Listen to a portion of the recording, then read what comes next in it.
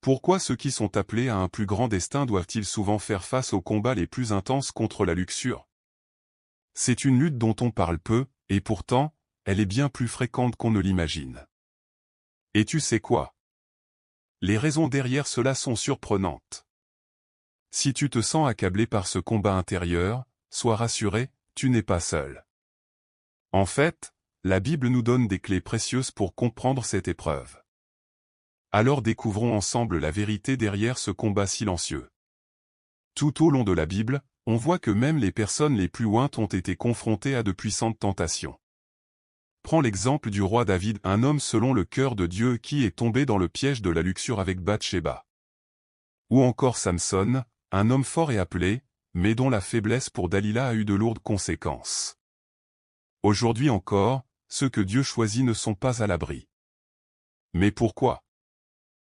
Pourquoi la luxure semble-t-elle viser tout particulièrement ceux qui ont une mission divine? Ce n'est pas juste une question de chair, c'est un véritable combat spirituel. L'ennemi sait exactement qui attaquer. La Bible est claire, la guerre spirituelle est bien réelle. Dans Éphésiens 6h12, il est dit que nous n'avons pas à lutter contre la chair et le sang, mais contre les puissances spirituelles mauvaises dans les lieux célestes. La luxure, ce n'est donc pas seulement une tentation physique, c'est une attaque spirituelle ciblée. Le but?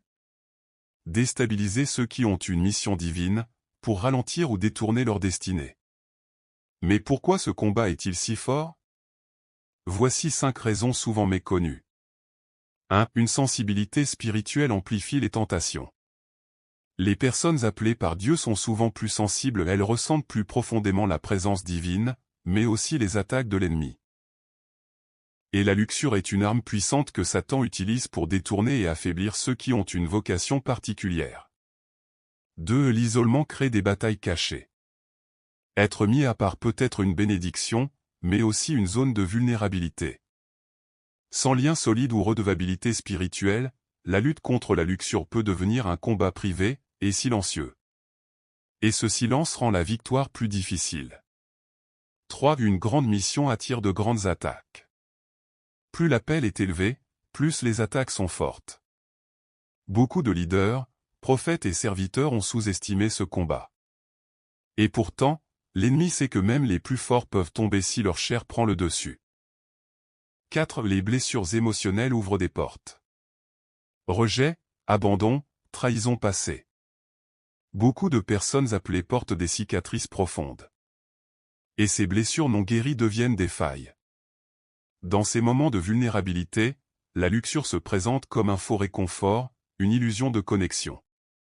Sans guérison intérieure, on tombe dans un cercle vicieux, tentation, chute, honte et recommencement. 5. De grands dons spirituels, dans une chair faible. Oui, on peut être puissamment oint, et pourtant fragile. Sans discipline spirituelle, sans prière constante, sans renouvellement de l'esprit, la chair reprend vite le dessus. Plus l'onction est grande, plus la maîtrise de soi devient essentielle. Sinon, même les plus appelés peuvent se retrouver piégés par des pensées ou des actes qui les éloignent de leur destinée. Mais il y a une bonne nouvelle. Ce combat peut être remporté. Avec une vraie discipline spirituelle, de l'accompagnement, et une guérison intérieure authentique, la victoire est possible. Ce n'est pas facile, mais c'est réel.